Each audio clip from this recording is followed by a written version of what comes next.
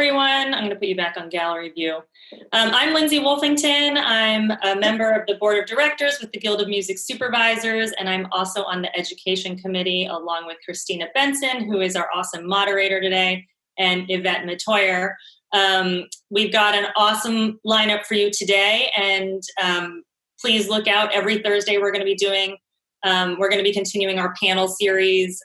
Next week, we have one with music makers in sync, exploring their journey and process, which should be really cool. And then the following week, we're going to do a panel all about music supervision for animation, which should be interesting, especially as live action becomes challenging for filming in the age of COVID, which is what we're talking about today. Before I get to that, if you are a music supervisor and you would like the Guild of Music Supervisors health and safety recommended protocols and guidelines, we actually have that on our site. I think Hunter's going to put it in the chat. And it was also, if you got your newsletter today, it was in there. But that could be helpful for you if you're heading back to a show that's in production or a recording session. So without further ado, I'm going to pass it off to our moderator today. Oh, there are the protocols and guidelines on screen right now. Hey guys. Christina Benson's going to take it away. She is actually a certified COVID safety officer, as well as the owner of Sweet on Top. So she's super informed in leading our panelists today. And let's start the discussion. Christina. Yeah. So I have people here, thank you so much for coming, who have been dealing with this on the day-to-day. You can read all of their bios in the e-blast that we sent out. Alicen Schneider is in charge of basically everything at NBC. Amanda Thomas is an award-winning music supervisor. Georgette is in business affairs and knows everything about everything at Panay Film. And we've got Steve somewhere in my gallery view. I can't find him, but he also knows everything about everything and has been working a lot on musicals. And since we all live in Footloose now, with singing being extremely dangerous, he has his own set of challenges that he's dealing with. And so before I jump in with questions, I just want to share from doing my COVID compliance training some of the challenges that supervisors and everyone on set is really dealing with. For example, all hallways need to be unidirectional. High-touch surfaces need to be sanitized regularly. Props need to be sanitized between each use. If you have wind players or brass players, they need to be 8 feet away from each other, preferably with plexiglass, which of course changes the sound. Singing is extraordinarily dangerous. Everybody on set needs to be masked at all times, unless they're talent, in which case they take off their masks at the last minute. Temperatures taken when you arrive to set. Transport to set now needs to be in vans at half capacity. Now, I took my COVID compliance training, I think 6 weeks ago, and probably everything has changed ever since then. And so it's an evolving world, and we're all having to become experts, sort of like be our own epidemiologists every day. So I just mentioned all that stuff to give you an idea of what it's like on set and what music supervisors are having to deal with. So the first question is basically to everybody in the panel. And I'll start with Alicen. What is the unexpected best thing that's come out of this for you in terms of your job? Getting to work from home. Good answer. We certainly make the excuse to do it, and they've never recognized that before. So, that has been an absolute dream. It gives me a chance to think more clearly. I've learned a lot actually during this because I'm not constantly interrupted all day long. So, that's a positive. I think also, as we start re-looking at the ways that we do things, it's a constant education that evolves daily, and I'm kind of relishing that. So. Totally. Georgette, how about you? What is the unexpected best work thing that's come out of this for you? Well, you know what? It has been within my ad agency experience. It's always been that we, can't work from home. We have to be, running from each other's offices and stuff like that. And honestly, we, at least within Panay, we haven't skipped a beat. We have been able to, we're busier now more than we were back, in February. And we haven't skipped a beat. The downside is that I have, nobody. Yes, I was being interrupted at work by people coming, but now I'm interrupted by 2 teams. So it's no bueno. I go back and forth among producer, children. I don't know the same, but yeah, it's being able to work from home, and it's going to look like it's going to be like this for a while on my side, at least. Amanda, how about you? The best thing, working from home, and my baby's at daycare now, but I was on set every day for January and February, and to go hard stop to being home and getting to see him crawl and walk for the first time, that was pretty great. And then it's also been nice, on a related note, to get to focus on like 3 or 4 projects instead of feeling like I'm running around like a crazy person on like 10 or 12 at a time. And it's just been really nice to get to focus a little bit and put extra care, because they're all things that I care a lot about. And I mean, I care all about all the projects, but it's been good to be able to focus and slow down and teach myself and learn and really like get to focus in that way.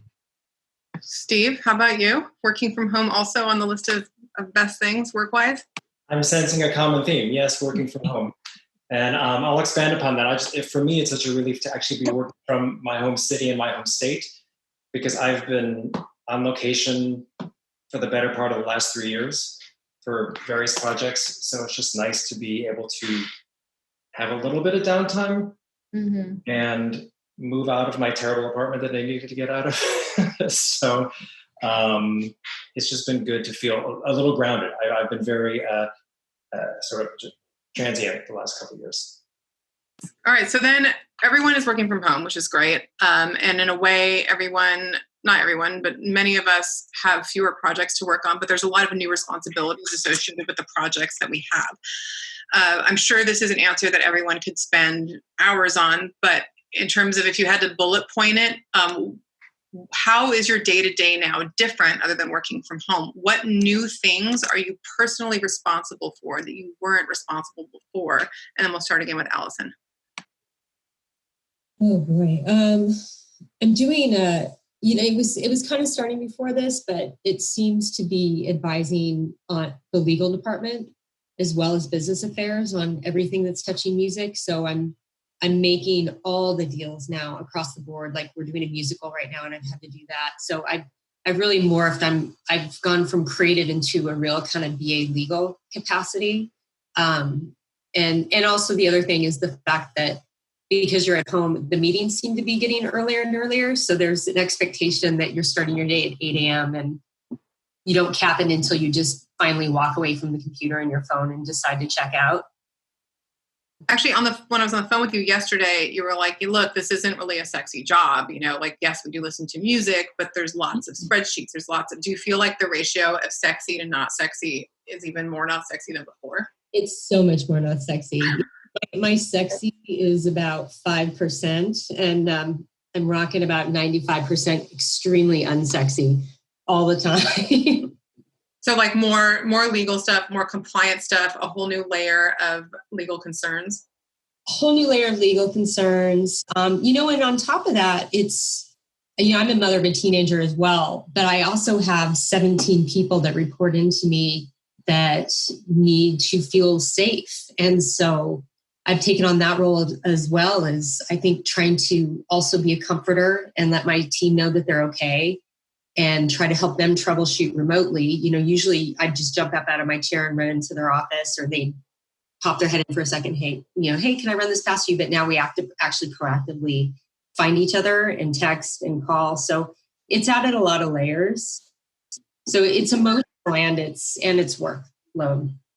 Totally. How about you, Georgette? New responsibilities that you didn't have before? Yeah, it's being more in contact with other departments. So it's making sure that they're not so much, with my lane, but making sure that they're, I guess it'd be more like in their stuff, like in their lanes, making sure that the producer is, when we're all inside the office and everything, we're hearing everything, and I can totally, hear if they're doing this, and I get up and go and do it. now it's doing like what Alicen said, it's checking in each department, making sure, and then listening more onto which now we have these massive meetings throughout the day where we didn't have them, but it's because we were all in the same offices. So it's basically checking in more with the different teams that I didn't have to deal with in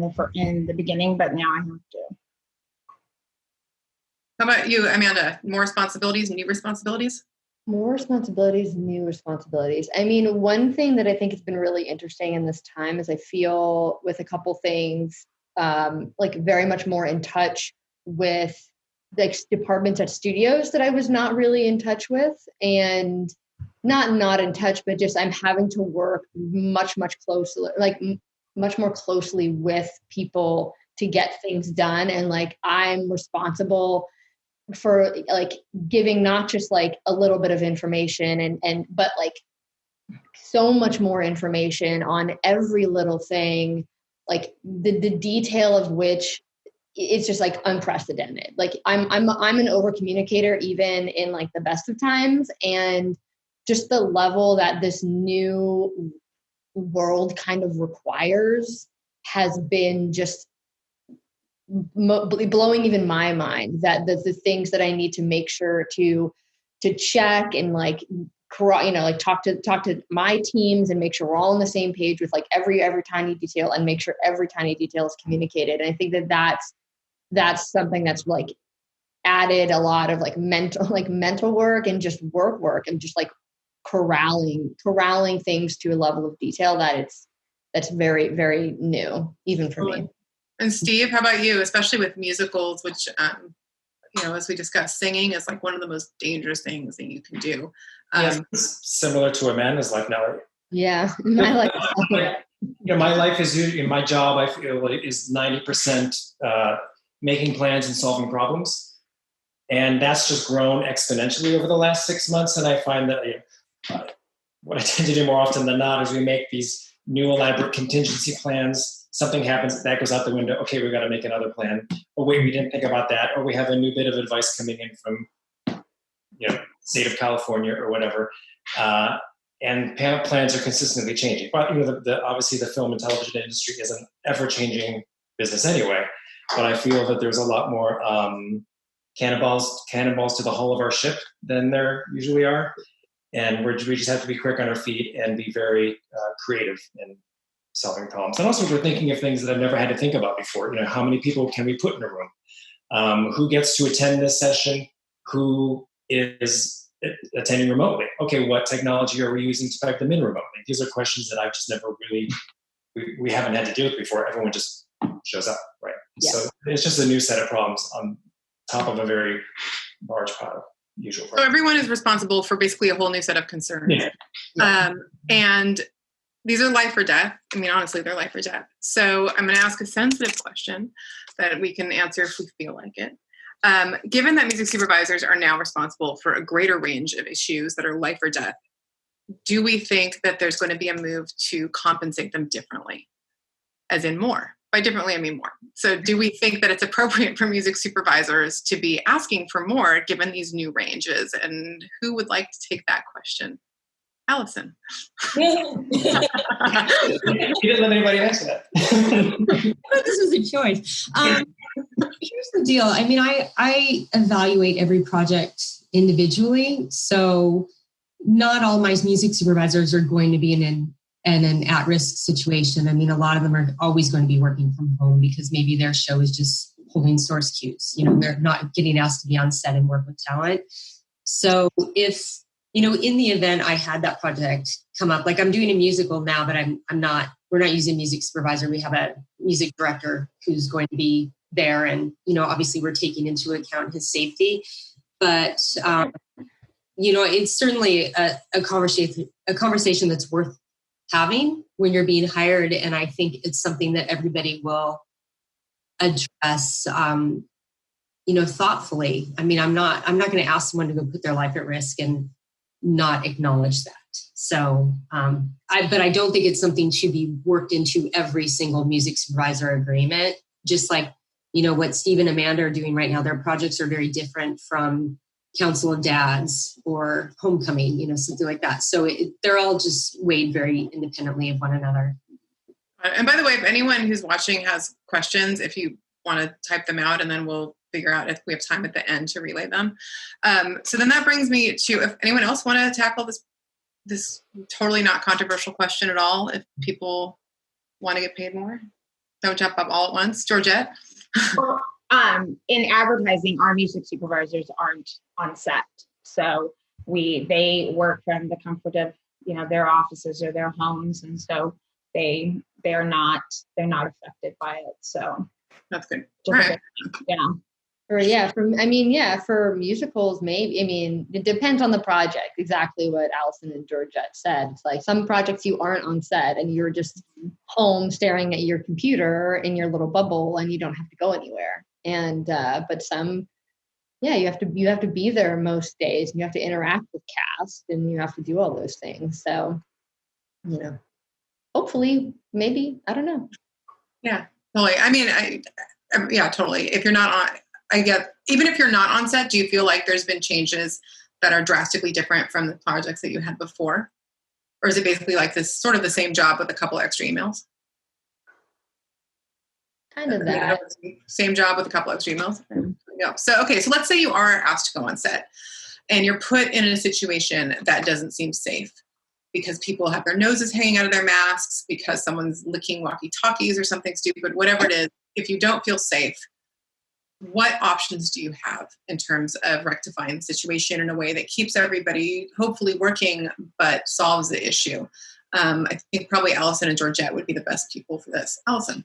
Yeah, I would say there is always going to be a COVID safety officer on set. So flag to that person.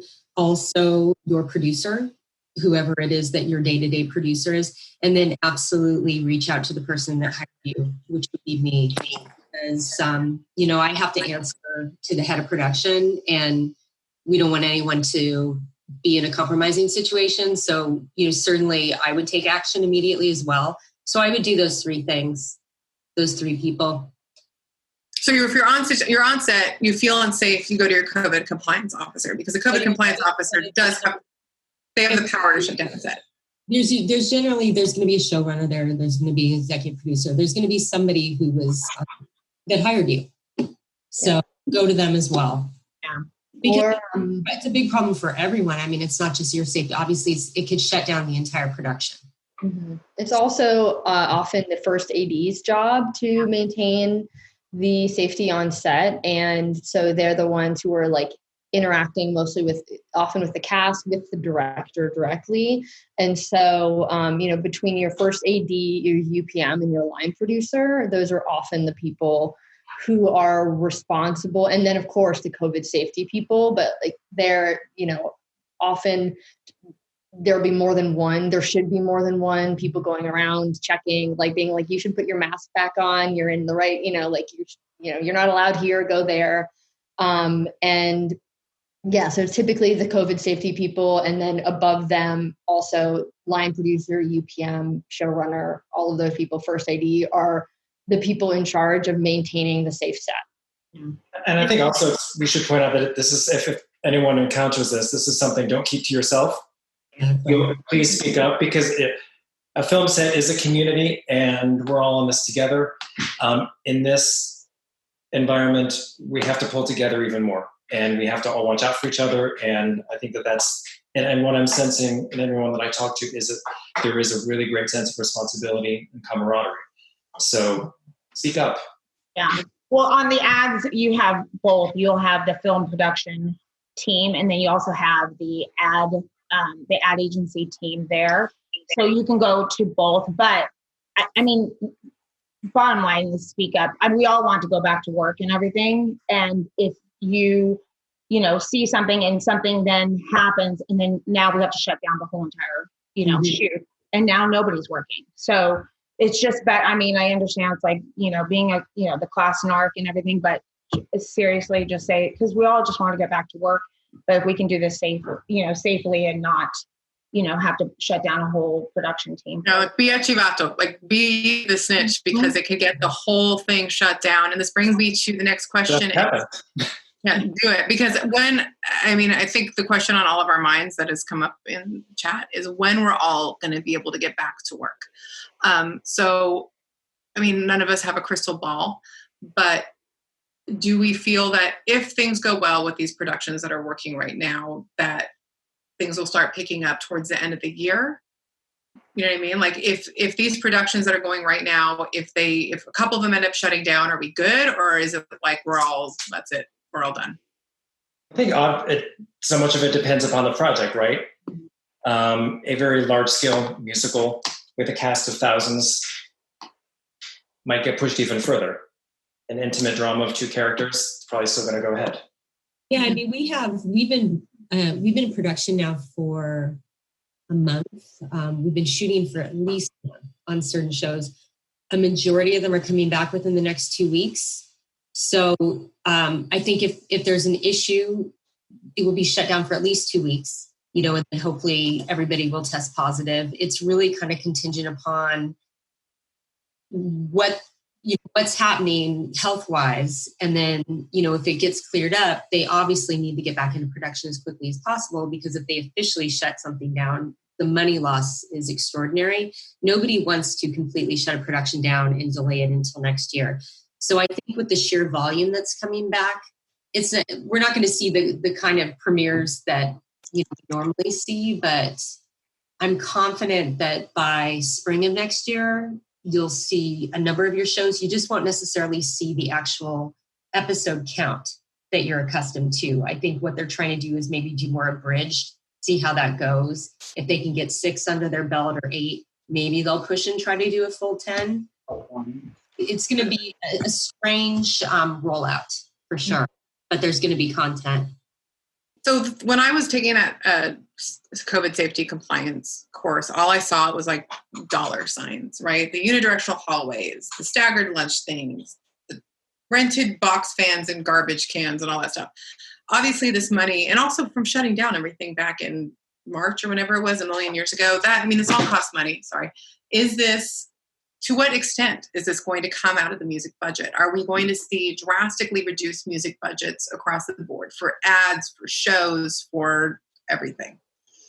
Not for us. All the COVID costs, with the exception of what is occurring, just trying to do, recording musicians and vocalists and things like that, that unfortunately is hitting my music budget just to accommodate those fees. But it would hit my music budget anyway. But however, those fees have varied because of COVID, I'm having to deal with. But the testing and all of that is not coming out of the music budget. That's coming out of just the overall production budget. And I'm already developing a bunch of stuff right now, and we are not straying from our budgets at all to have any acknowledgement that there's been a pandemic going on. It's business as usual. It is the most amazing news I've heard in so long. I can't even tell you. Okay, how about you, Georgette? I've been saving money, believe it or not, because I don't have to pay. My travel costs are have flatlined.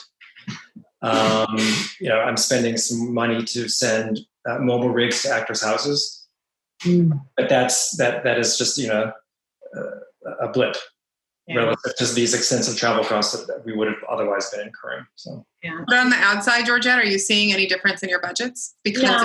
No. We've been like I said, we've been working since day one of the pandemic. In the beginning, it was a bit harder because we had to Frankenstein commercials because nobody could shoot. So we were doing that. But the music, we've been licensing music. If anything, it's been reusing. So we'll go back and grab a spot that's, that was about to, get out, out of that 13-week cycle, and then just re-up it and everything. But yeah, our music budget hasn't hit anything. Well, this is all such good news. I'm so happy. I'm sure lots of people watching are happy too. Can't even tell you. Okay, so then the next question though is, I'm sure some content is going to acknowledge the reality of the situation we are. Some isn't. For example, I got a couple searches for holiday music where they wanted holiday songs that are inclusive. So it's holidays, not Christmas, but nothing about parties, gathering, or being together. Shockingly, I didn't really have anything for that. But I'm wondering if this is a taste of what we're going to be expecting, not just with ads, but across the board. New music needs or new content needs that sort of address the reality of the situation so that people on the pitching side can be prepared to meet the needs that you guys are going to have. Well, I can talk. We had shot a commercial in the beginning of January for a wine spritzer company of ours, our client, and we had to go back in and change it all because it was like a backyard party and everything, and we had to change the script completely for it to be like, I was, the actor saying, I was dreaming that I had this, wonderful backyard party.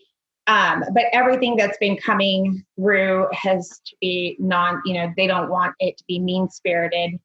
They've had to tone down a couple of our spots that we were trying to, take a jab at a competitor. They've had, pulled those back because, they wanted positivity. They wanted the music to be positive.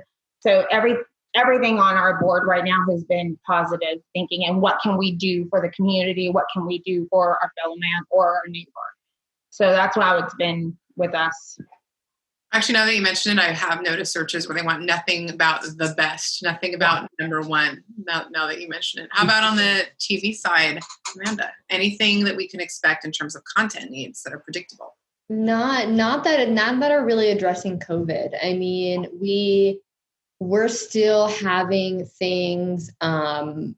We're still basically waiting for a lot to come back.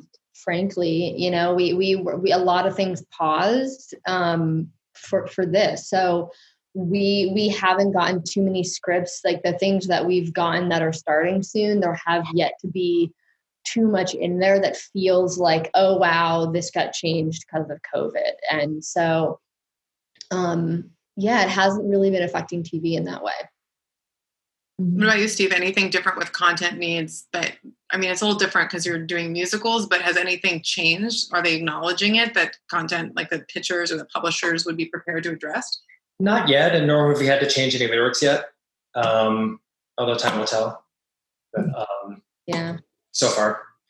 And then the shows that are being shot, this is more for Alicen, are you getting the feeling that the content is going to be addressing the situation, or depends on the show? No, we're developing a series, which I don't know if I'm allowed to say much about. That's a Zoom series. That's something I've seen, but granted, I haven't had time to sit and read all the scripts, but I haven't heard of anything addressing it directly other than that particular series. And even our late night shows, I think they're hoping to come back the traditional way. Mm-hmm.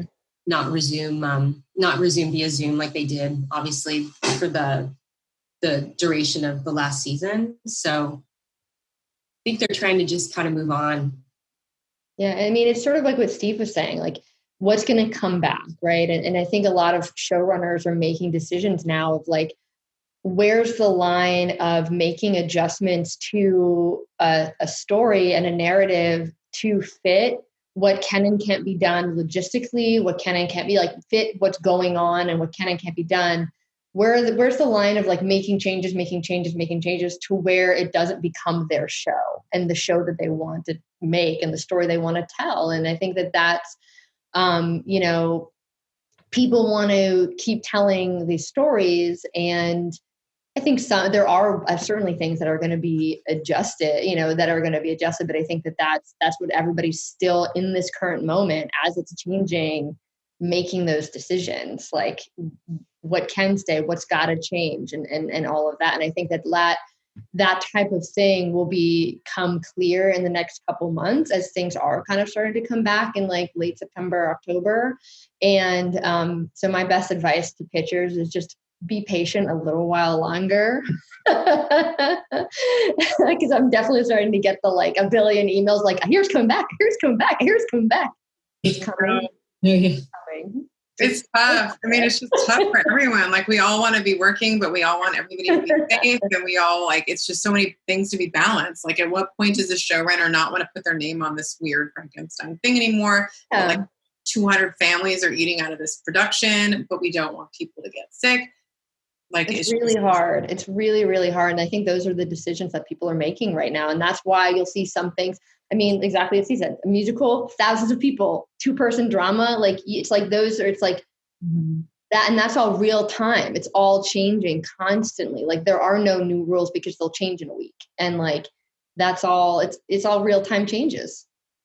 So this is a question that was on the menu anyway, but since it's being brought up on the side chat, to what extent do we think, I mean, like I have friends that work in voiceover and animation and score for animation, and they're living large. And I'm like, must be nice. So to what extent do you think that, that like studios are going to start maybe pivoting to animation as a solution? Maybe they can't make this musical with a bunch of people in the room, but maybe they can make it as an animated thing. Like, is that something that we see as a possibility? Or we haven't given up yet? We're still thinking positive. Animation is clearly chugging. I mean, I have a film right now that's hasn't slowed down too much, but the schedule has been dramatically extended. And that's how animation has been impacted. It's just taking longer, like everything else. But in terms of, but you're talking in terms of actually like reinventing a piece to animation versus live action. And that would certainly make sense. I'm sure it's happening out there. I mean, animation is affected too. Like a couple of my shows, I'm working on a couple animated projects, and like, as Steve said, like the schedules are getting longer, and you know, there's its own challenges too. Like you've even for those, you have actors who maybe need to record so much more dialogue in a booth than you would like ever need. And remote setups, like, you know, when you send those rigs to people's houses, you're like praying to God they have a closet and like they're going to do it right. And like they're going to record things well. And it's like, okay, maybe that can be done for a couple lines. But then when you're like, I have to record, like they have to record a lot, then you're just hoping and praying they can organize themselves. So it's like everybody's kind of got their own. And by the way, for those that have tuned in, like, you know, I'm sure Amanda's had a similar experience. Like these mobile recording rigs have worked out really, really well. Yeah, they've come a long way. And, you know, it started off slowly with just doing dialogue, but now, you know, we've moved into singing, and we're getting some great stuff that is likely final, and the world is changing. And we're finding new ways around these obstacles. Mm-hmm. Well, in the musical I'm doing right now, it's all mobile. Mm-hmm. So it's been very extraordinary to see what people can accomplish at home. I mean, our show Brave New World on Peacock, that was completely posted during COVID. I mean, we had it shot, but we didn't have anything locked. So that was all done literally in people's living rooms and bedrooms. It's amazing. The process is so fascinating because, you know, at least the ones that I've been working with, like the studio will send a crate with a rig inside. The actor just has to flip it open. Sometimes it'll sit in a safe room for about 72 hours just to eradicate any lingering anything. And the actor just has to flip it open. There's a laptop inside, turn it on, flip down the mic, and it goes. And an engineer steers remote. It's the future. Well, on the ad side, we've just had our VO doing it remotely from his home until we had studios that were SAG approved for him to go back in. But my question back to the panel is, so having these mobile units come to, you know, these actors or the voiceovers homes and everything, is that like a higher cost? Is that like it's an added cost to the budget, or is it the same as if they were going in to the studio? So BA, I love that question. Oh, sorry, thanks. Yeah, I love it. It's a good question. We're saving money actually on our vocals right now, so Really? the cost has been less. Mm-hmm. Sort of depends on how many days that rig is sitting at someone's house, because you pay by the day. But if you do it in a timely manner, then it's not much impact. So then, I guess the next question would be, what are the biggest, we talked just now about like, be patient, you guys. I know you've heard some productions are coming back and some are, but we have a ways to go. What are some of the misconceptions that you want to dispel? Like, for example, hey, it's fine, you can take your masks off, everybody's been tested, it's cool, just go on set, or maybe like animation is going to be the future. Like, are there any misconceptions that you feel like it'd be helpful to dispel, since you're all on projects that are in production, that maybe music supervisors and members of the community would benefit from hearing? I would just say the expectation that when things come back, they'll just come back and they'll just like start again. And that will not be the case. Like, I think a lot of us get used to doing things quickly and like get used to like recording sessions. We're just going to book it and then it's going to happen in like 24 hours. And our creators are used to that. And their creators are used to people like those things being able to happen, or like you get a script, there's like a choir, and like 2 days later you're shooting the choir, and like that can all happen. And like everybody assumes that that's all a possibility from top to bottom. And that is not going to be that's not going to be the way to do it. And I think that like patience is something that I think everybody on every level is gonna have to really learn, and then learn to like, there's going to be a rude awakening of like needing to think ahead in areas that people never thought ahead before. Where they got comfortable just expecting that something can happen at a certain time frame, because then that's no longer on your time frame or like how quickly I can work. You're dealing with like a studio, you're dealing with SAG, and like there's so much more there and hoops to go through, and they're changing constantly, like every other day. That is something I think everybody's going to have to like reconcile with, the fact that the new normal is going to just take more time, top to bottom, and like preparing for that and managing the expectations of everyone you're working with for that to be the reality. So like, it's not going to flip a switch and be like, we're back, you guys, it's the same. Oh my God. Like, things are going to change. And there are a couple of other factors that people need to keep in mind. I mean, one of which is that you can't have a show if your talent doesn't want to be in it. And so even if it seems like we're at a place where we can start opening up and you're starting to hear about productions ramping, all it takes is for that one lead to decide they're not comfortable, and there's no show. And, we are certainly challenged right now with some of our talent where maybe we shoot the show in New York, but they live in LA. Well, they don't want to go to New York. They don't want to quarantine. They don't want to leave their families. They have families, they have elderly parents, they have children, they have all of that. Another factor that we've dealt with is, a majority of the shows are not necessarily shot in the city that the talent lives in. So there's the quarantine factor. There are passport situations that occur that I've had recently where not only did the star of the show not have a passport that was active, which was a shock to everyone, but my music director had sent his in for renewal and it was lost in limbo land. So we had to call in a state senator to get them both passports and, flying by the seats of our pants. Unfortunately, we were successful, but there's all of those things that we've never had to deal with in the past. Some people don't want to go back to work until there's a vaccination that's proven to be successful. So there may be shows that everybody's excited about coming back next year that won't come back until there's a vaccine. So it's all up in the air. It really is. Yeah. So if you're right, if you have a lead who's like in their 70s or 80s or lives with a person who's medically fragile or just doesn't want to get it, and they're like, I do not want to get this, I'm comfortable, I don't really need to shoot the series next year, I can just wait, then you're not going to have a series. Or they have small children and they don't want to bring it in their home, or they don't want to leave the kids, because it's very difficult for families to travel together right now too. You can maybe get a spouse in, but you can't necessarily get the children in. Mm. If you're going, that's if you're going over the border. Obviously you're coming from New York to LA or whatever. It's a little different. So there's a lot of different factors at play.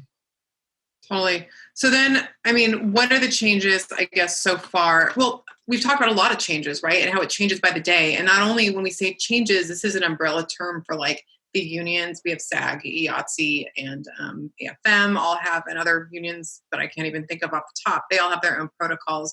The local county health department has its own protocols. The studio has its own set of protocols. You might be in a country that has its own protocols. If a music supervisor is sitting here, like, how do I how do I keep up? Like how are you guys learning this stuff as you go? Like where can people go, especially if they're freelancers and don't necessarily have maybe the same level of support as someone who's in-house? Where should they be going to keep up to date so they're ready to jump right in when the time comes? Go to your studio. I mean, really, that's the person that hired you is the one that should be providing you with the protocols. I mean, I have it on my end because, you know, we're a couple of studios, but we produce for other people. So not only do we have our NBC Universal protocols, but I have to also adhere to Netflix's, Amazon's, Apple's, and make sure that they're comfortable as well. So I think you just ultimately really people that are hiring you to guide you and make sure that you have all the information that you need. And for us, I mean, if you're doing something for me, but it's for Amazon, you know, I or someone on my team will take care of that heavy lifting as well, because it's also confusing for us to try to make sure that we're accommodating everybody that needs to be accommodated. So I think we all just have to work really closely together. It sounds like there's no such thing as a stupid question, right? Like if someone who, no, like nobody's an expert on this yet. We're all learning. We're all being our own epidemiologists, our own. And we'll never be experts. I mean, it's going to just continue to change. And Georgette, you are the expert for your company, right? Like it's you. So how are you learning all this stuff? How are you keeping up? That's the thing. It's like I'm going back to the unions. So I'm going back to SAG and to AFTRA and looking up at, you know, as many AFM, as many, you know, whatever they're posting, being on their, you know, newsletters. And then basically it's just asking. And, you know, with me, I ask within my own like business affairs in the ad agency world. So I'll ask my friends over at Deutsch, over at Saatchi and stuff like that. And I'll go back and say what we're doing. Because there is, like Alicen said, there's no guideline. There's no book that, you know, has been published with all these safety tips and stuff for us to do. We're all going day by day, and things are changing. Things are changing from with the productions that we're on right now in shooting than a month ago. So I ask, and if somebody can't get you a straight answer, just continue to ask, because you have to feel safe to go back to work. So. Yeah. And Amanda, how are you keeping up with all this stuff? Since you do have to go on. I'm in it right now. Well, exactly what Alicen said. I'm fortunate to work with studios and have a resource in like a department who can say like these are protocols. But then even then, like everyone's flying by the seat of their pants. You know, the amount of calls that end with like, we're all just figuring it out now is astounding, but not astounding because it's just sort of like the way we live. And asking questions is really it, and just keep asking and keep doing it. You know, the SAG website is kind of getting its act together, and like even that's changing. Like it's definitely changed in the last week as I've been working through something, and like, but there, you know, everybody's figuring it out together. And like, I think they've started posting some like recording studios that are like SAG approved, but it's, you kind of just have to get comfortable with being uncomfortable. And that's sort of like to what I was saying earlier is that things that you're used to being able to give like this much information and get through and make happen, you need to give this much information. And you need to ask all of those questions, whether it's like of a recording studio or of your music producer or of your music contractor or of your arranger. You have to just ask so many questions, because then they're all learning. So like as a supervisor, I'm also in the position of getting things done while also explaining to people, like taking care of a music team and explaining to them why this is taking 10 times slower, and like working through like, can you do this instead of this?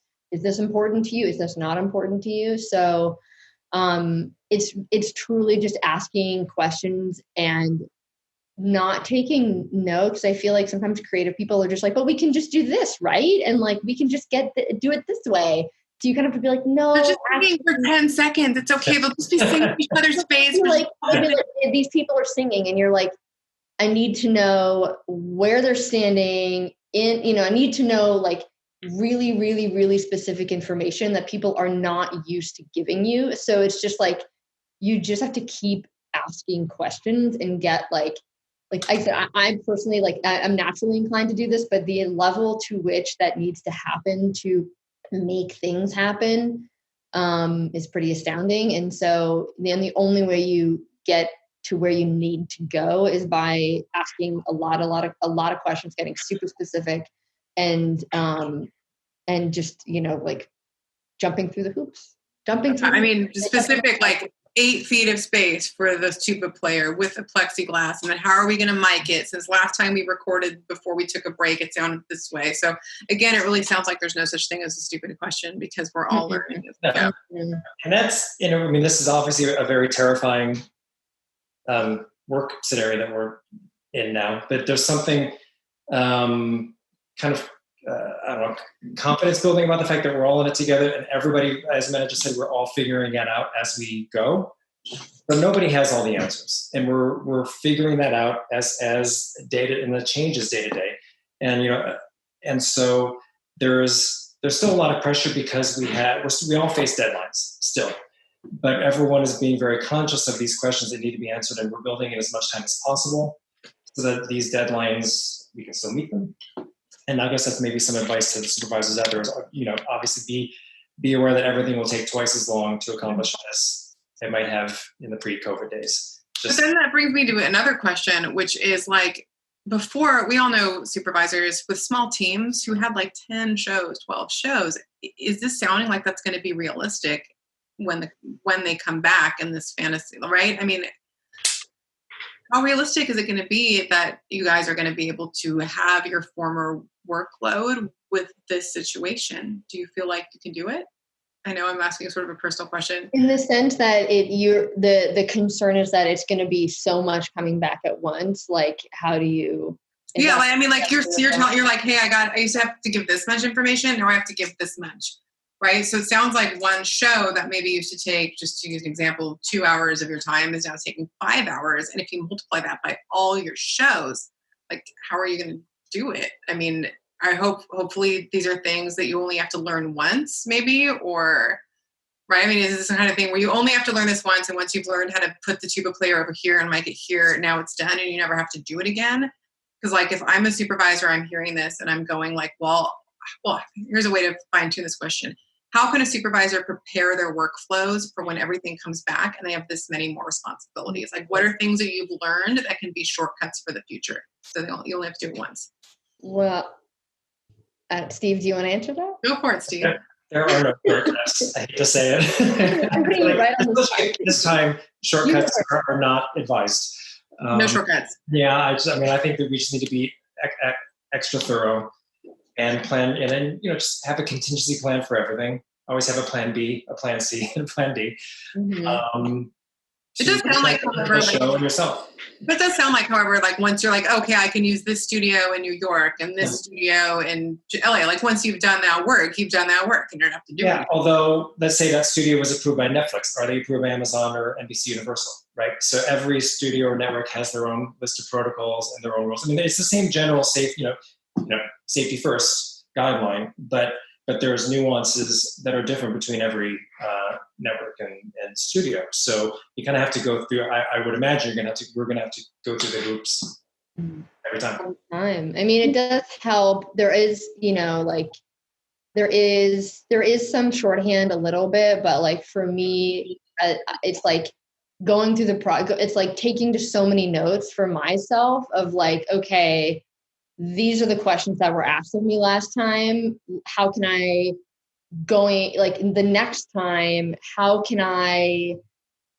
answer as many of them upfront as possible? And like trying to just keep track of what the process was before to prepare myself for the next time, but also knowing that it's going to change again and making peace with that part of it. But that's how, like, having literally currently going through a lot of this stuff, it's just like, oh wow, that was crazy. Didn't realize that. Like making a mental note, like these are the things that need to happen every time people want to be in a room together.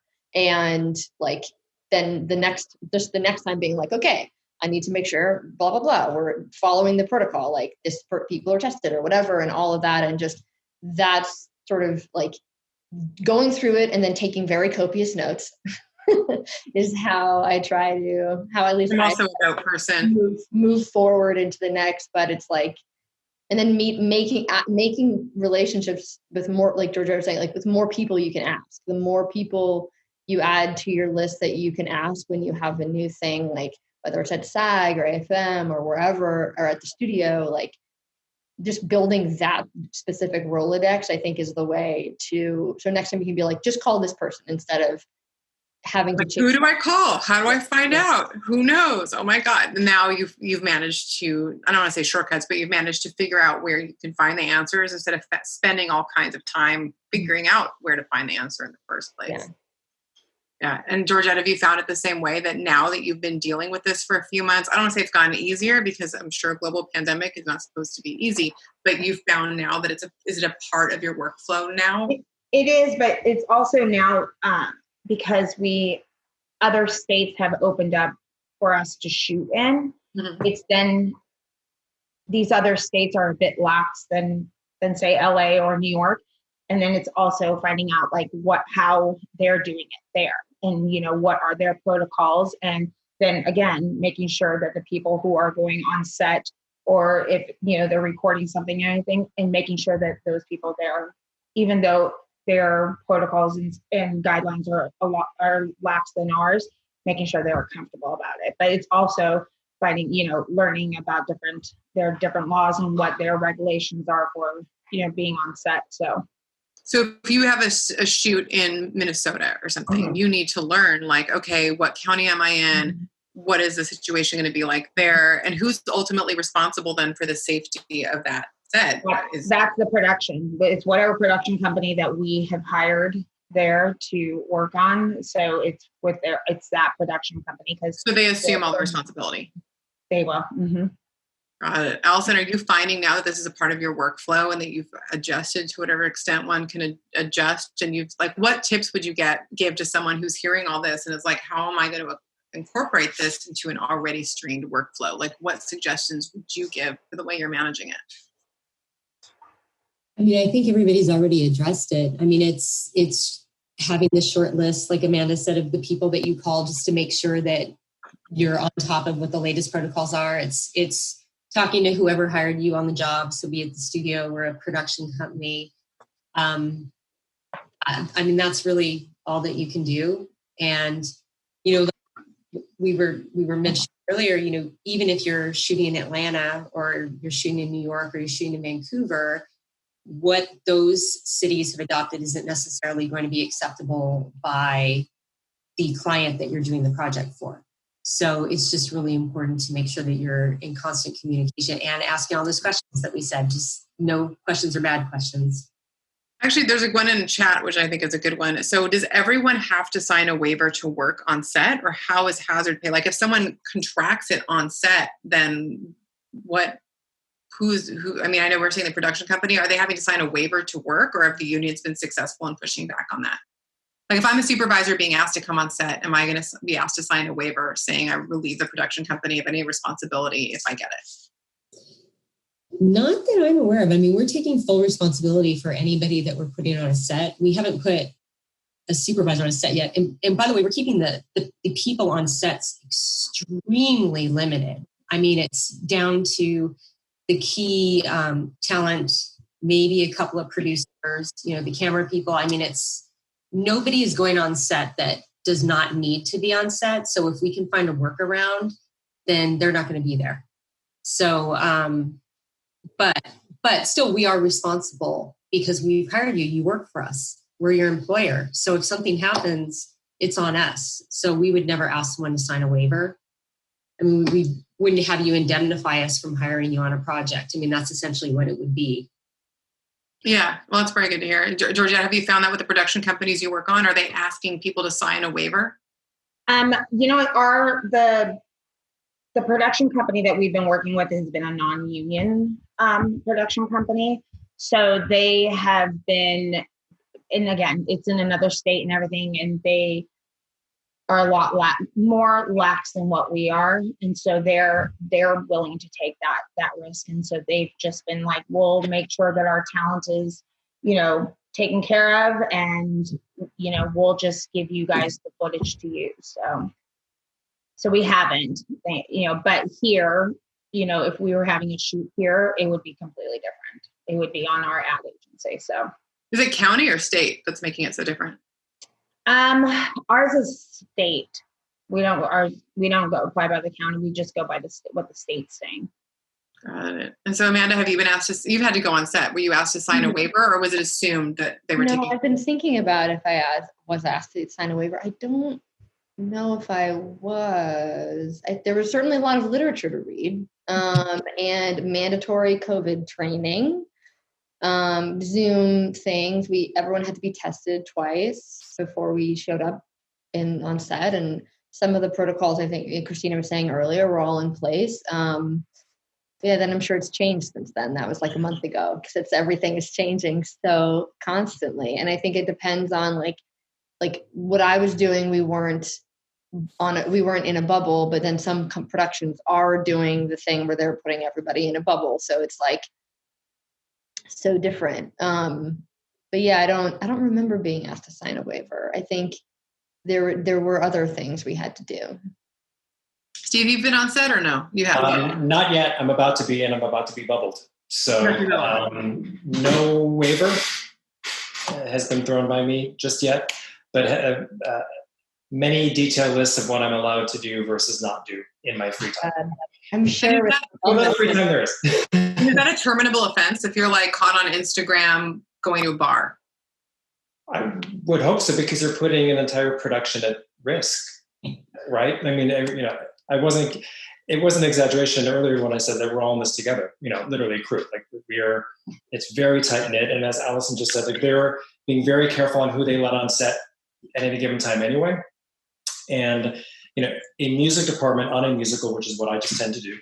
A music department is a non-insignificant presence on set, because there's a playback person and then there's maybe a vocal coach, and then there's a contractor and there's maybe a pianist. Like there are people. But in this era now, it's been reduced to just one person from the music department can be on set at any given time. So there's a lot of, at least for me anyway, there's such a significant responsibility, because I'm going to be, the sole representative of that department on set, and I can't.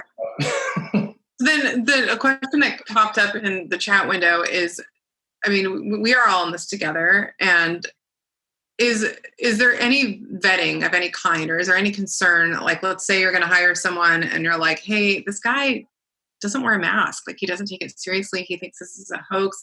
Is this sort of a new layer of vetting, or is it, we're just like, we just worry about what you do when you're in the bubble. We just worry about what you do when you're on set. As long as you're masked on set, taking it seriously on set, that's all we care about. Right? So like, when we were on set, it was, it's not that they didn't care about what you did off of set. I mean, you had to like fill out a survey every day and be like, have you been in contact? I think a lot of productions are adopting some iteration of a survey where you have to say, like, have you been, like, they ask some questions like, are you showing any symptoms? Like, have you been in contact? Has anybody in your home been tested for COVID for a reason? They're not asking you like, did you go to a bar 2 nights ago? But there's some questioning of like, where have you been in that type of way, but not in terms of like, have you gone to a crowded place with no mask? Like, no one's asking you about anything like that. No, I think when we have our production team go and take their COVID test, they have a whole questionnaire that's then returned back to us with their results and everything of all the questions they've asked.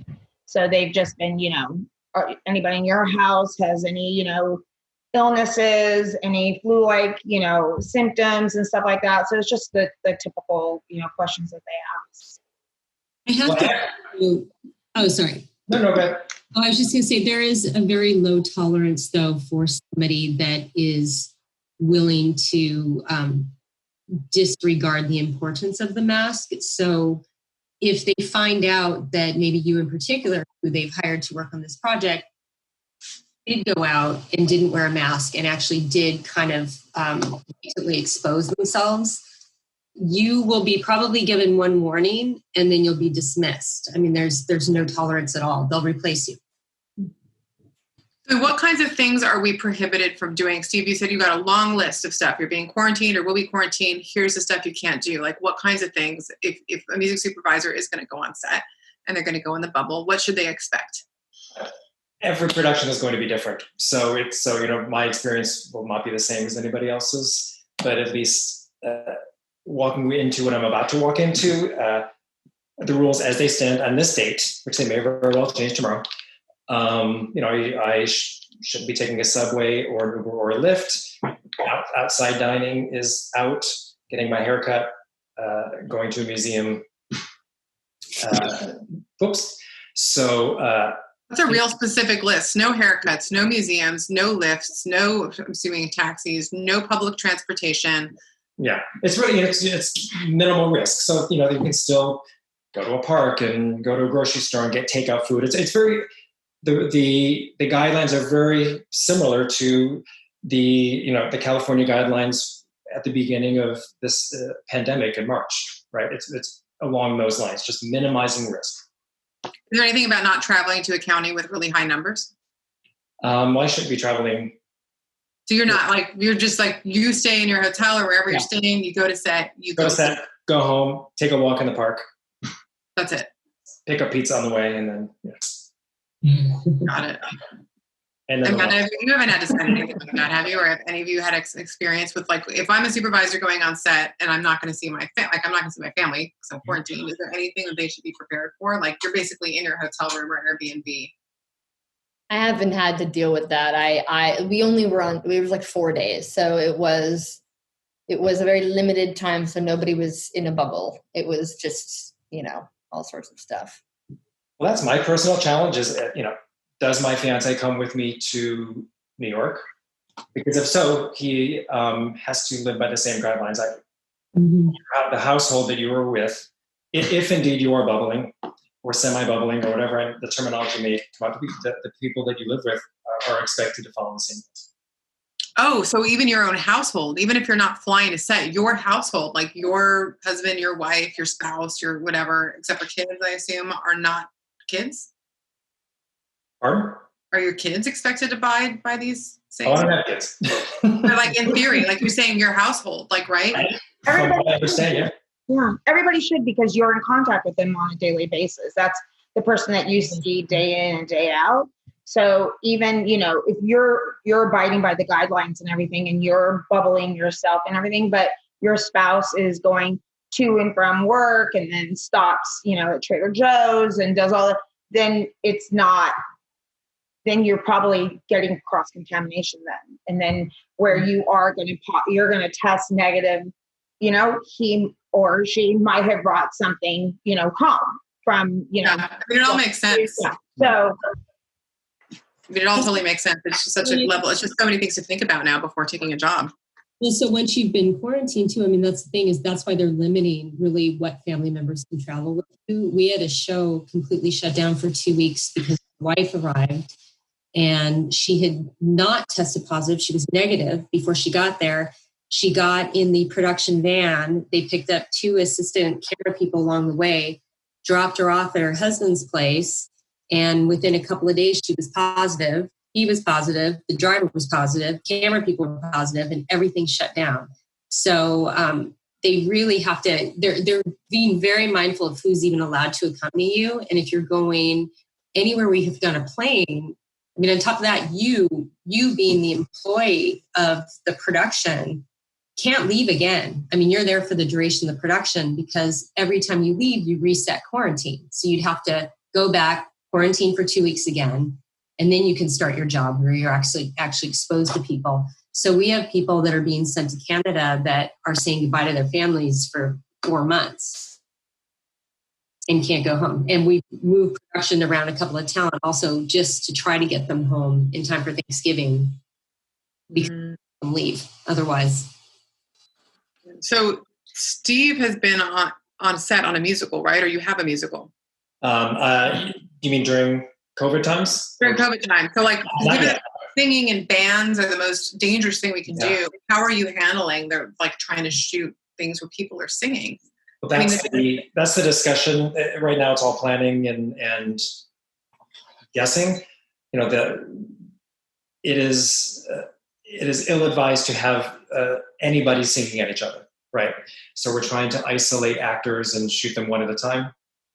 Actors will be living, and I think this is across the board. Actors will be living in a very, very hermetically sealed living situation for the duration of any shoot. So they will be strictly quarantined, and they will be allowed to obviously perform without masks and touch each other. But singing adds a whole extra level that the health departments are not very comfortable with, because there's spit and there's just extra variables that you can't control. So that's what we're dealing with right now, is how far apart actors can be. We have a pre-record for everything in general, but there are moments that we really hope to record live. And we are actually now thinking that, for those live moments, even the very simple live moments, like get pre-records just in case. Because you never know what's going to happen. We might experiment. Because anytime you have an actor sing or even lip sync, you want them to sing along, because that looks real here, right? Otherwise, it's like Muppet Mouse. And that's the challenge: is how do you do we maybe put our actors through lip sync training or something to get them to be better at visualizing real singing when they're not. There's a lot of maybes that we're talking singing about. Lessons and fake singing lessons. Yeah. Amazing. So, there's going to have to be a lot of compromises. There's going to have to be a lot of no happy birthday in this scene. What other changes is there any other changes to content? You can't cut the whole musical, because you're cutting the whole musical. I think at least from my experience, the more complicated production numbers with more people are getting pushed to the very end of the schedule, in the hopes that either there's a vaccine or things just get better, or we obviously have a better handle on what we're doing by then, so it's not as terrifying. And it all goes back to us, everybody, sort of figuring it out as we go along. Got it. So then, what are regional differences that have emerged? I asked this because, for example, I think it was The Good Doctor. It was in Deadline, where there was a conflict, because the American production company wanted to test everyone on set 3 times a day. And the Canadians were like, I know you guys are a little hyper about this because things are not so great in your country, but you really don't need to test 3 times a day. Everything's fine here. But our unions were like, no, we've got to test 3 times a day. And production stopped. I think it actually shut down because of the conflict over testing. So I'm wondering if there's regional differences that have emerged that a supervisor would want to be aware of and prepare for. Like Georgette, you mentioned that there was differences with compliance to certain COVID protocols wherever your production company was shooting. I don't know to what extent it's directly relevant to a supervisor, but just sort of so we all know in terms of what to expect the show's coming back. Well, as of right now, our production team here in LA is not traveling. So, whatever's going on, if they're doing shooting in Minneapolis, it's just a team there they live there. They dwell there. So we're not sending anybody out as of right now. So we're all local. So we're not putting anybody, at least on our team, in jeopardy. So everybody's going through the LA, what's going on in California. So those guidelines. With the testing, with the fact that, as we know, there are false positives and false negatives, is that why we're doing 3 times a day? With the 3 times, we have our people just test. They test right before they go on to shoot. That's it. I haven't heard the 3 times a day shoot testing. They take their temperature, I know, throughout the day, but that's it. Yeah, and then actually Robert Pattinson or crew member got it, and then John Nolan has gotten it. I'm wondering if adjustments have been made recently. And The Rock, I think, got it on set. I'm wondering what adjustments have been made, if any, because of those things.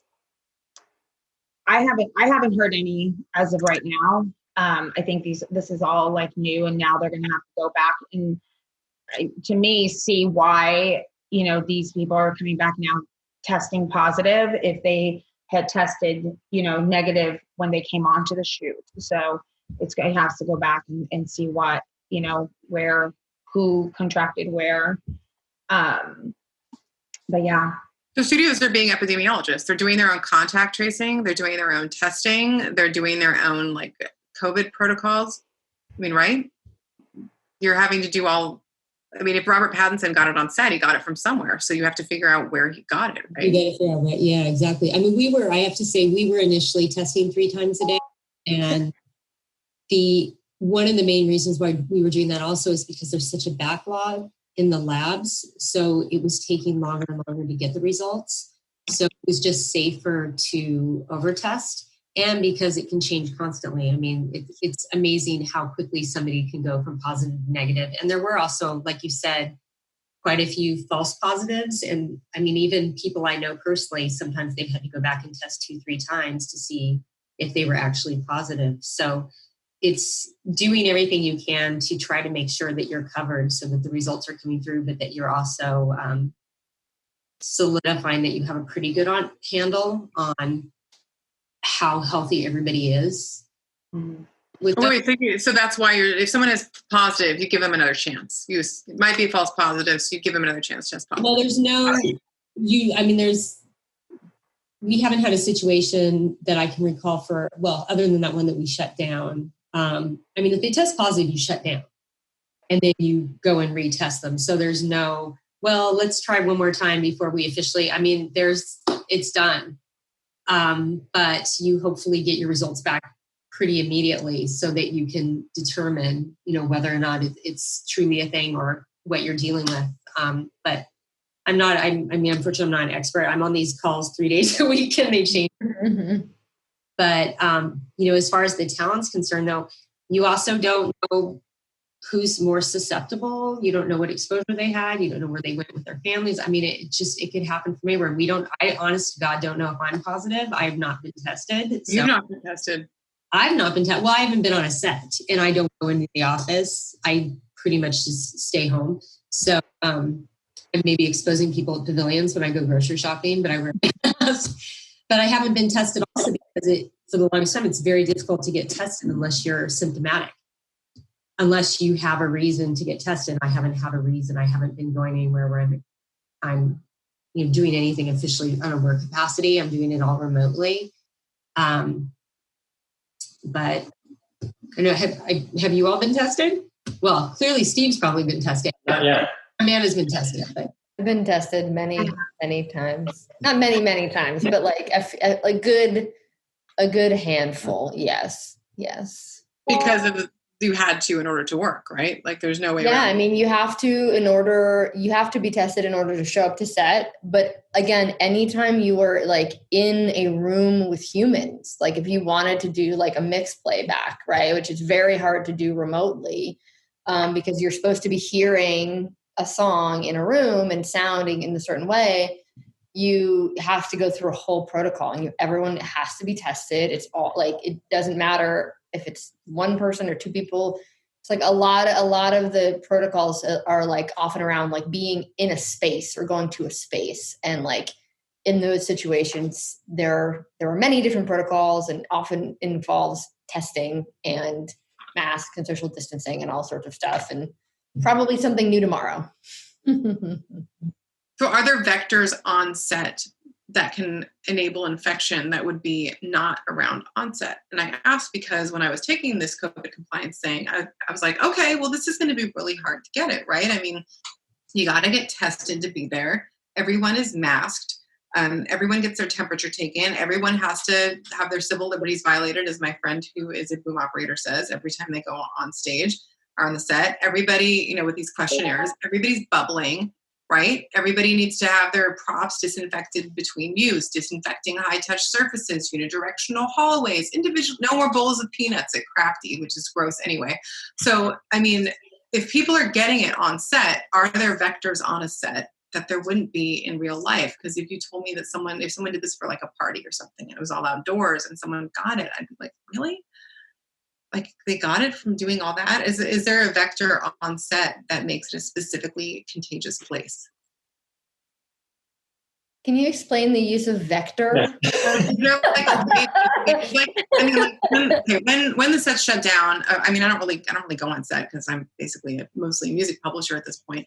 But a friend of mine who does, she's like, "Oh yeah, sets are filthy, disgusting places. Of course they shut down. There's disease everywhere." So I'm like, well, maybe they cleaned it up, and now it's not. Like, is there a way people are going to more easily get infected on a set than in just now? Perhaps Yeah. they shouldn't be. I mean, they're as sterilized as the airplane that you're going to get on. I mean, Oh my God, yeah. they're taking so many precautions, and they're deep cleaning, and there shouldn't be any way other than if somebody carried it and just didn't know it. For some reason, the test didn't work accurate, but they've really, I mean, they're not sharing anything. Everything's completely wiped down. Like we said, they're minimizing. They get the crews in there immediately. I mean, when production is not occurring, that place is being so deep cleaned. But FDA-approved hand sanitizers everywhere, box fans providing ventilation, no one can come in. Like when the shuttles that take you to set, you have to have everybody masked, half capacity when it goes down. I mean, that's why I was like, all right, well, this sounds like I would go there. It sounds really safe. So when people are contracting it from the set, and then I'm thinking like something, either they're not following protocols, or maybe there's something disgusting still about sets that I'm just not realizing because I'm not there.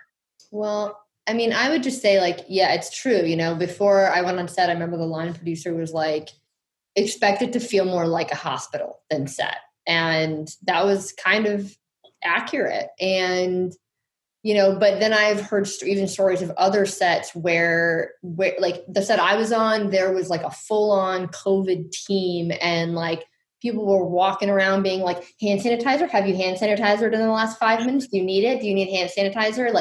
And there were so many rules. And also, you know, kind of going back to what we're talking about money, like you just looked around and you're like, oh my goodness, dollar signs. And what productions are going to be able to afford a level of team like this?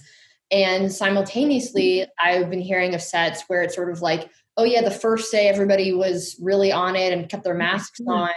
The second day, people started doing this, and in my mind, I'm like, but what about the 8 COVID people who are like telling you when you put your face shield on? But every studio, again, has their own.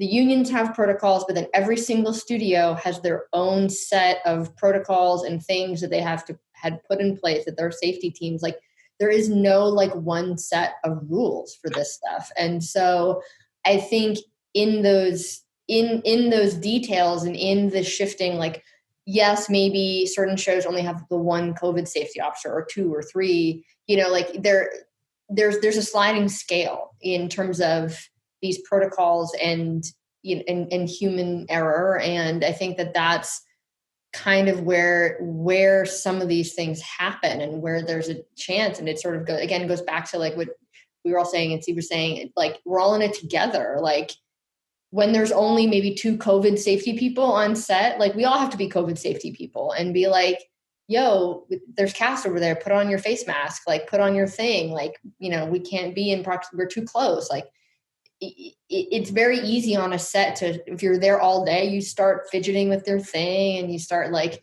chatting with people that you've been next to. And it's like, you have to sort of be responsible, and like people are people, and something like an environment like that is very hard to be in for like 12 hours, 10 hours. For 4 days, 12 hours, 4 days. I was like, I can make it, but like, it's very easy to see immediately how difficult it is would be on like every day, every single day doing all of this for 4 months. Ooh. That's true. And then the urge to just be like, someone goes, what? And you're like, oh, pull down your mask. I said, do you have the face masks and masks at once? I will tell you, they fog up like crazy. You can't see the person you're talking to. My glasses. I cannot figure out how to wear a mask and glasses. Very difficult. Yeah. So yes, I feel like I'm not being an expert at all, but it's like, you would think like everything is super, super sterile, and, you know, but it is a sliding scale. And I think that's where sometimes, and it's all about minimizing risk. And sometimes things happen, and I'm fine. It seems to me that productions are working to shoot on sound stages more often versus on location because there are fewer variables. Amanda, were you on location or on a sound stage?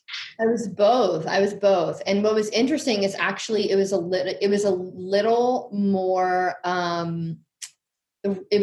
strict when we were on the sound stages because, and I think it depends on the scenes. Like outdoor scenes were a little more flexible. I mean, everyone was still very, very strict, but when we were in any kind of enclosed space, even if it's a giant sound stage, if you were remotely in that giant space with a cast member, you needed to have like your face mask and your mask and like 6 feet away from every single person. And outside it was strict, but you could tell that it was a little chiller, but it was on location outside.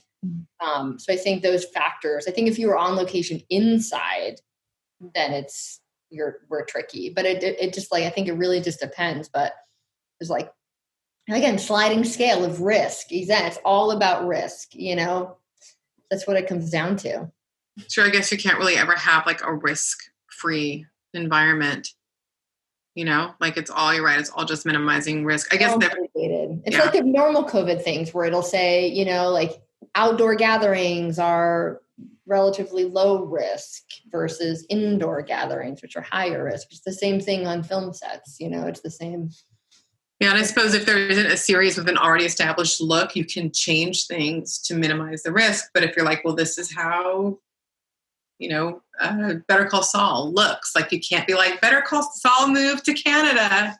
What do you know? Like you can't really do that to minimize risk. Like you got to take it as it is, So we have 6 minutes left. Anyone have any last minute questions that they want to ask? And I love Madonna's tip, by the way, about not fogging up my glasses in the mask. That's going to be a life-changing tip right there with the Windex. What's the tip? I didn't see it. The tip was that if you put Windex on your glasses, the fog won't stick to your glasses. Where was that? Like I needed it a month ago. You're like talking to people and like you can't see them and they can't see you and trying to have a conversation. Yeah, screaming through a mask and with fog glasses. Through a mask. So that's good. Okay, so no last minute questions. Everyone's good. All right. Well, I really appreciate you guys being here. I know we all had so many questions and this was so helpful. We all just want to get back to work and do so safely. So yeah, I really appreciate your time. I'm sure you guys, well, I know you guys, I'm hearing how busy you are with all the stuff that you have to manage now. So cool. Well, thank you guys for being here. And we're going to do a panel next week on, Lindsay has that somewhere, I think. Podcast maybe. Anyway, every week we're doing a panel. So check your emails and hopefully we'll see you there. So thank you. Thank you. Thank you for being here. Really appreciate it. Thank you, everyone.